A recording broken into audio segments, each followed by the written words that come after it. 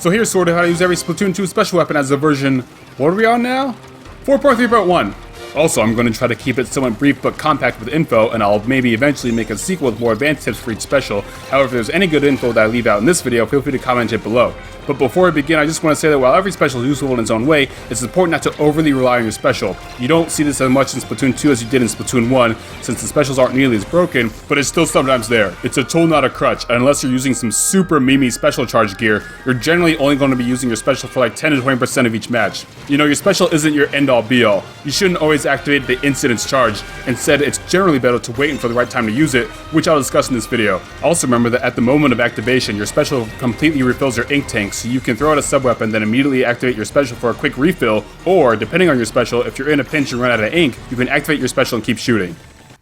Baller! Run around in a protective hamster ball for several seconds, and at the end, it releases a giant explosion. You can trigger the explosion early by pressing and holding the ZR button. The shield helps protect you from some damage, however, you take enough damage, then your final explosion will be smaller. If you take too much damage, then your baller can completely break before it explodes. For damage, it does 50 damage if you run into someone, and the explosion does 50 splash damage and 180 direct damage. By default, it lasts for 6 seconds, you can't use a main or sub while in the ball, special power increases the baller's shield durability, and gives you a larger minimum damage radius.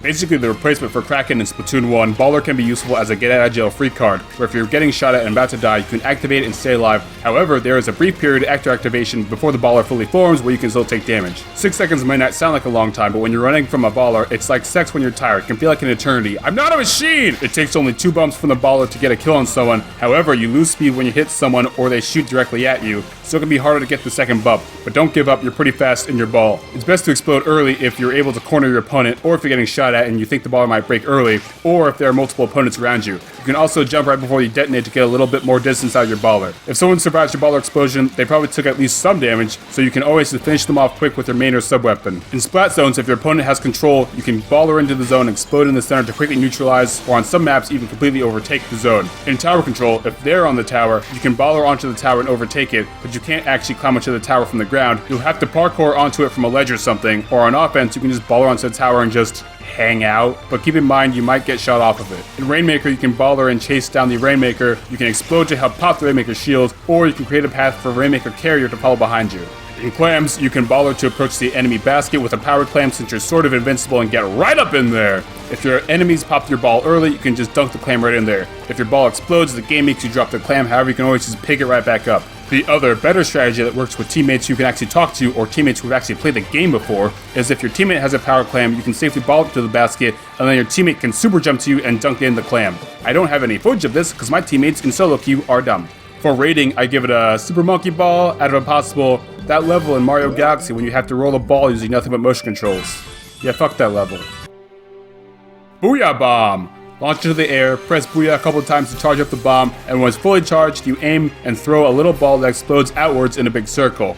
The rest of your team can help you charge it up faster by pressing their Booyah buttons, and when they do so, their own special charges a little bit too. For damage, it does 2.5 damage per frame, and the game runs at 60 frames per second, so you'll die in less than a second if you're hit in it. You have 9 seconds to throw it, you can't use your main or sub while charging it, and special power increases damage, gives you a faster charge speed, and slightly reduces time to physically go through the throwing animation of the bomb.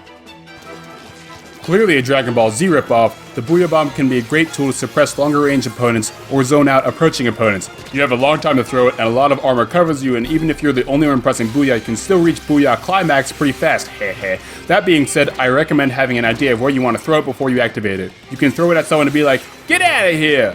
Or throw it in someone's path to be like, don't go over there! Just make sure you take into account the movement speed before you throw it. Booyahing back when your teammate activates Booyah Bomb helps your teammate charge up their bomb faster, charge up your own special a little bit, and generally raises team morale. However, setting your energy does reveal your position, sort of.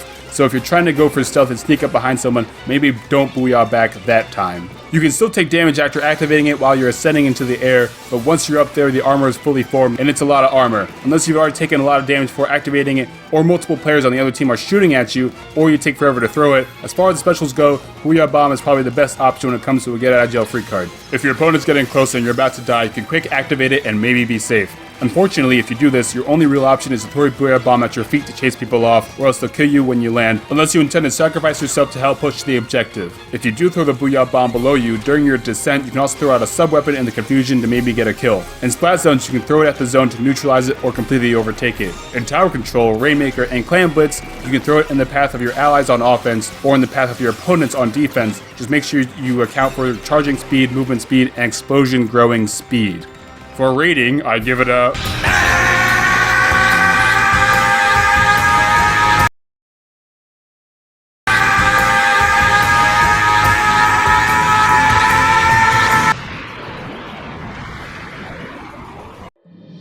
Bubble Blower. You blow 3 big bubbles by pressing ZR, and then afterwards, if you and or your teammates shoot the bubbles enough, they'll explode, doing damage around them. One bubble's explosion is enough to trigger all 3 bubbles to explode if they're close enough. Your opponents can also shoot the bubbles to shrink them, so they'll be harder for you to make them explode. However, you and your team's shots on the bubbles have a greater effect on them than the other team trying to shrink them.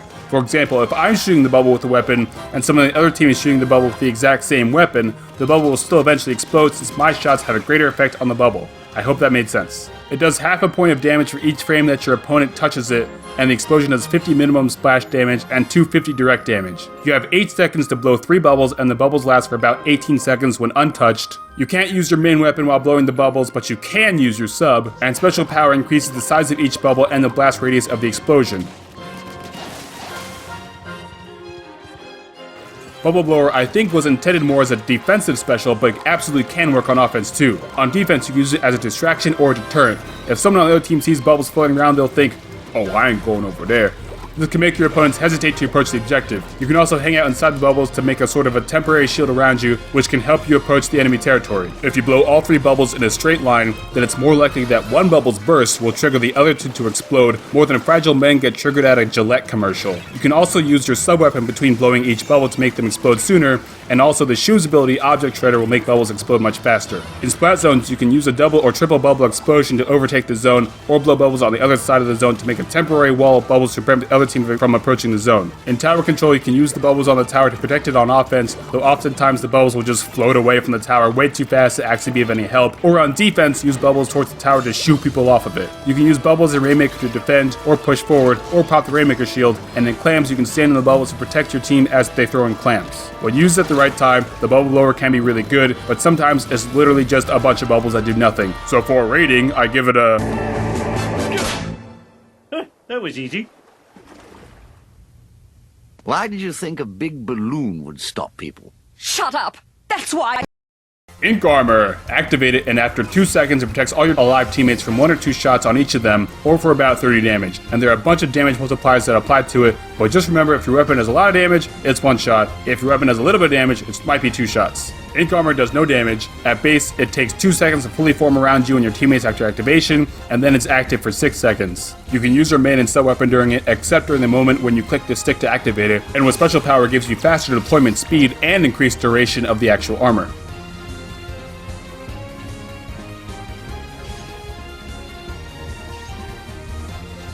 This is a replacement for Bubbler from Splatoon 1. It's better because it protects your whole team, not just the ones nearby, but worse because it doesn't protect you for a fixed amount of time, just until you get shot once or twice. It varies with each weapon, but most of the time it's 1 shot. Also, sometimes if you take too much damage, then some of the damage will carry over to your actual Inkling's health. So don't think of Ink Armor as a shield, think of it as a temporary extension of your health bar. Ink Armor can be great in a 4-player league battle or competitive team setting, since you can use it right before an offensive push or a counterattack to get the most out of it. However, in most situations, it's not super useful. Ink Armor has potential to save your life, however 1 extra hit before you die most of the time won't be that much of a game changer. Plus, Ink Armor takes 2 seconds to actually form up post-activation, so it's not even a good get-out-of-jail-free card. Plus, you briefly stop shooting at the moment of activation, so if you and someone else are shooting at each other, it may be better to just keep shooting at a trade rather than activating Ink Armor and dying before it even forms. One method with armor that might work if you're already getting shot at would be to activate it, reposition, wait till it's fully active, then re-engage. I don't know, it might work. That being said, you never really know what situation your teammates are in at any given point, so maybe just throw them some Ink Armor and maybe help them out.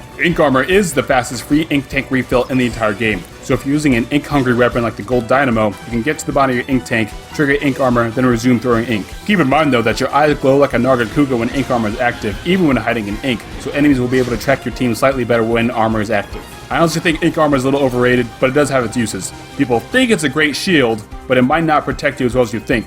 So that if possible, using 2 condoms, don't do this. I give it an undercover umbrella. InkJet. Launch into the air on a jetpack, then shoot enemies from the sky with ZR. Press the B button to get a little boosty every few moments. For damage, it does 30 to 50 splash damage, 120 direct damage, and the exhaust spray below you does 0.5 damage per frame. At base, it lasts 7.5 seconds, you can't use your main or sub during it, and special power increases duration of the jet and increases blast radius of the shots.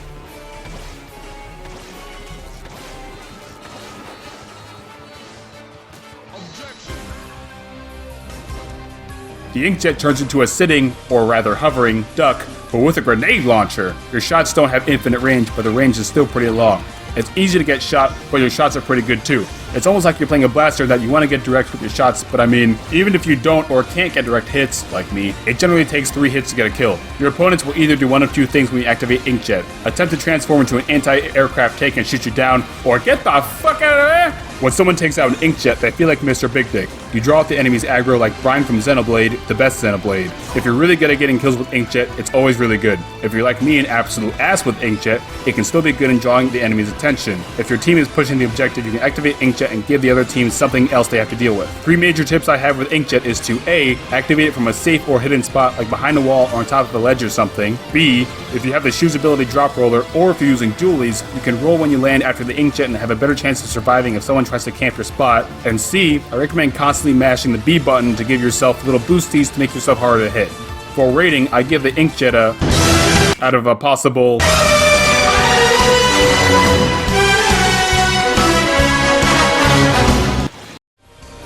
Inkstorm. Activate it to pick up the weather machine, then throw it with the right shoulder button. When it makes contact with something, a little colo somewhere off screen uses rain dance and a big cloud is shot up to the sky, and said cloud rains down ink and moves across the map for a little bit, painting turf like Jackson Pollock would and doing chip damage to anyone on the other team underneath it. At base, it lasts for 8 seconds, you can't use your main or sub until after you throw the weather machine, and special power increases duration and throw rate.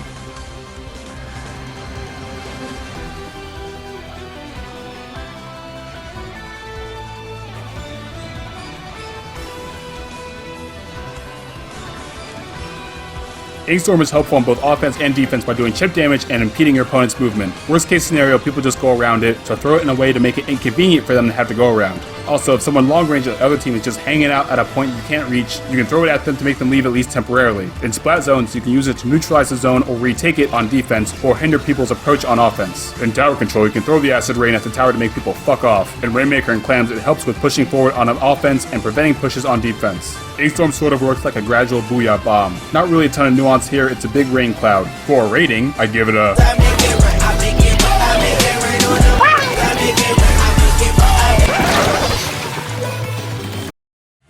Splashdown. You launch into the air for a second, then slam back down, covering the area in ink and damaging anyone in the area. You can also use it at the end of a super jump, and in this instance it actually activates faster and gives people less time to react.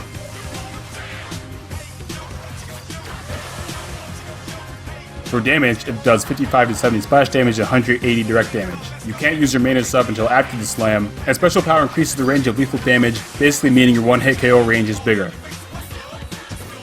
So Splashdown seems like it would be a good get-out-of-jail-free card. Does everyone know what I mean by that, by the way? I probably should have said this earlier, but by get-out-of-jail-free card I mean that if you're getting shot at and about to die, you can activate your special and get away. So Splashdown seems like it would be ideal for that, and in the right situation, like trapping someone in a corner, or if you're lucky, then it definitely can be. Splashdown also gets rid of any bombs in the explosion area, so there's that. However, at higher levels of play, most players will have the reaction time or muscle memory to get either outside of the one-hit KO range of a Splashdown and only take partial damage, or worse, kill you while you're up in the air before you're able to slam. It's like a Tinder relationship. It doesn't last for very long, but like, way longer than it should have been. So the better option may seem like only using it at the end of a super jump. It activates faster and you'll be safe. Plus, you can bait people in because they'll see your super jump ring and be like, heh, free easy kill. And then you'll dunk all over them instead. However, if you do this more than once, people absolutely will begin to expect it. But this kind of begs the question, when would this ever be the best option? You might be able to get away with it once or twice during a match, or you may be thinking, oh, I can recharge it up quick after respawning and then jump back into the action. And some weapons may be able to charge it up quickly, especially if you're using special charge and or special saver. But remember what I said at the very beginning of this video about not overly relying on your special? Your teammates are probably better off with you just getting back in the action as fast as possible so that they're not at a number disadvantage, rather than charging up your special by yourself in the corner for 10 to 20 seconds, then jumping back in. It's like, thanks for the one splashdown, but why weren't you here this whole time? This applies to every special, not just splashdown though. Newer players may think it's OP, but more experienced players will realize it's not that great. At least it's the best special in Salmon Run. So for rating, I give splashdown a out of a possible Stingray fires a big-ass laser of death across the entire map. If you're not actively shooting it, you can see your enemies through walls like to be covered in thermaling. The laser starts small, then after half a second gets big. It's just like what happened to every weeaboo's dick when they reached this part of Xenoblade 2. Now place your hand on my chest. It does 1.8 damage per frame, which means it'll kill you in slightly less than 1 second. At base, it lasts for 7.75 seconds. You can't use your main or sub while it's activated, and special power gives increased duration and, what does this say? Negates target's use of cold-blooded to hide behind close-up walls. Whatever that's supposed to mean. There's not a ton of nuance here, it's a big death ray. Use it to get free kills across the map. The further back you use it, the more small adjustments to aiming will cause big adjustments to the ray on the other side of the map, so don't forget about your angular velocity. People will try to juke you out, so have an idea of where the other team is before activating it. You're very vulnerable while you're shooting it, but since it covers, you know, the whole map, you can safely use it from near your spawn and be fine. You can no longer use it inside your spawn, but you can still super jump back to your spawn, use it next to your spawn and be safe. Stingray is better on skiddier maps like Arrow on a Mall and Port Macro, but honestly it's good on every map. Even if you don't necessarily get kills with it, a giant cum lance being wagged across the map is still pretty good at applying lots of pressure on the other team. Stingray is especially good in tower control defense since you can shoot it at the tower and your opponents have no choice but to dismount. In fact, it's so good to the point where oftentimes tower control is almost completely unplayable just due to the constant ray spam. Stingray can also be really good at Rainmaker since you can slice up the Rainmaker carrier from across the map, pop the shield from a distance, or give the carrier on your team some really good cover fire. I don't know if Stingray can currently be considered broken, but there's no denying it's really good. Remember what I said about not overly relying on your special? Yeah, you can forget about that for Stingray. And some players even do, to the point where a handful of players can be considered Stingray mains, since all they do during a match is charge Stingray and spam Stingray. Kinda takes the fun out of the game for everyone else, but you do you, I guess. For rating, I give the Stingray a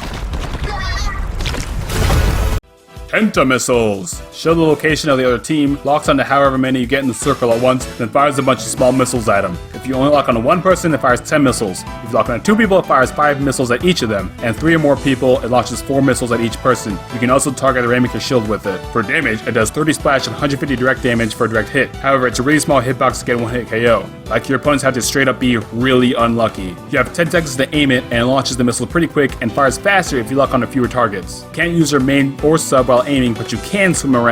And special power increases the size of the missiles, and also increases turf inked by the missiles that hit the ground, which, I mean, okay.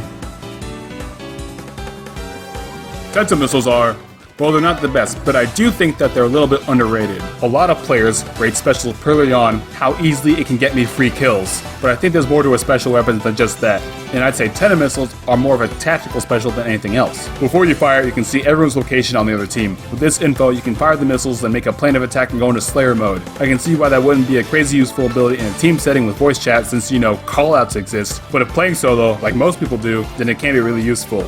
Also, if you lock onto someone, you can see their location even if they're hiding in the ink as long as they're on screen until the missiles come down. Targeting one target can be really good since 10 missiles coming out all at once can be pretty tough to dodge. Also, targeting multiple targets can be good since sometimes when fleeing their own missiles, people run into missiles intended for the other person. In addition, if you're using a shorter range weapon, Tenta Missiles can apply pressure to longer range weapons, at least temporarily. Tenta Missiles take a random amount of time to reach their target, so that uncertainty can cause players to have to prioritize dodging for a few seconds over shooting, which gives you some time to do what you gotta do. But that's not all. Tenta Missiles are also the best special for countering Stingray. I mean, it's not a hard counter, but if you fire missiles at someone as soon as they start using Stingray, they won't be able to use the ray for nearly as long. Tenta Missiles can also be very effective in tower control since locking on anyone on or near the tower will make them have to leave it. If a weapon you want has 10 missiles, don't automatically sleep on it. Missiles can be really effective in the right situations. I played in matches where everyone on the other team had missiles as a special, and they did staggered launches, so I was basically targeted by missiles the entire time, and it was miserable. So for rating, I give it a, I don't know, a Hawkeye.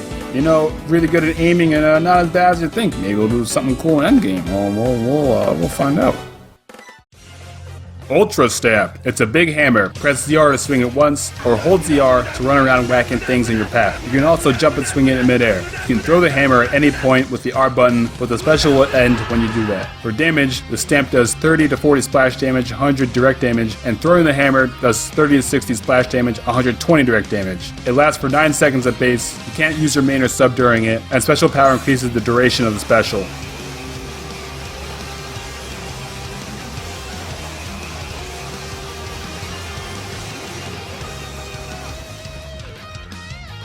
So you can use the pound mode to ride the hammer in enemy territory, and you have some protection in the front, but you're vulnerable from the sides and from behind, so watch out for that. Just like when you're in the bedroom, you can't turn very sharp while pounding it. Think of it like you're on train tracks. All aboard the pain train, but going all can possibly be helpful forging paths in Clams and Rainmaker. I always recommend throwing the hammer at some point before the special expires. It can attack enemies way outside your range, and if nothing else, it makes for a good distraction. If you throw it close up and only do partial damage, you can follow up and get a quick kill. After activating the special, you can't throw it at someone until after a brief pause, so if you activate it behind cover and find your target, then You never see it come back. You see that my mind is the best for rise. So yeah, always throw the hammer. It's better when thrown than when wielded in melee combat. For rating, out of a possible Stormbreaker from Infinity War, I give it a Tomahawk from Fire Emblem.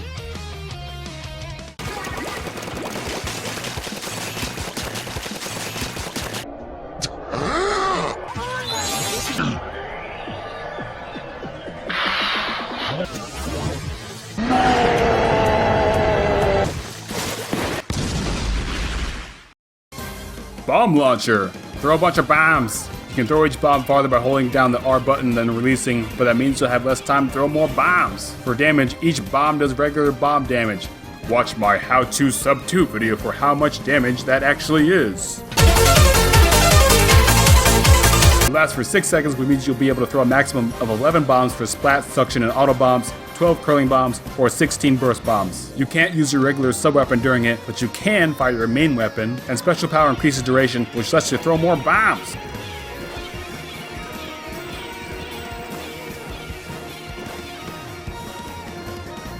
All 5 bomb launchers get a map control and applying pressure on the other team. This is also the only special weapon where you can also use your main weapon during it, so take advantage of that. Also, if you're wearing any sub-weapon related abilities, the bombs thrown from the launcher are not affected by those abilities. You can also extend the launcher by exactly 1 bomb if you happen to be using a weapon that also has this bomb as its sub-weapon, like the Sorrel Umbrella, by throwing out 1 bomb of your own, then activating bomb launcher. All 5 launchers can be good in the right situation, but unlike people, they're not all created equal. I don't know if there will be weapons in the future with Fizzy Bomb Launcher or Torpedo Launcher, probably not until Splatoon 3, so I'll just talk about the 5 launchers that are currently in the game. Splat Bomb Rush is the best of the 5. The bombs detonate fast enough to get kills in the range, and they cover a lot of area. With this one, Suction Bomb Rush and Auto Bomb Launcher, I recommend throwing 1 or 2 near your feet, so if someone rushes in an effort to cut off your bomb launcher early, they'll die too. Suction Bomb Launcher is the next best one. It's easier for opponents to dodge since suction bombs take longer to explode than splat bombs, however they have a larger explosion radius, so it's better for overall suppression and map control.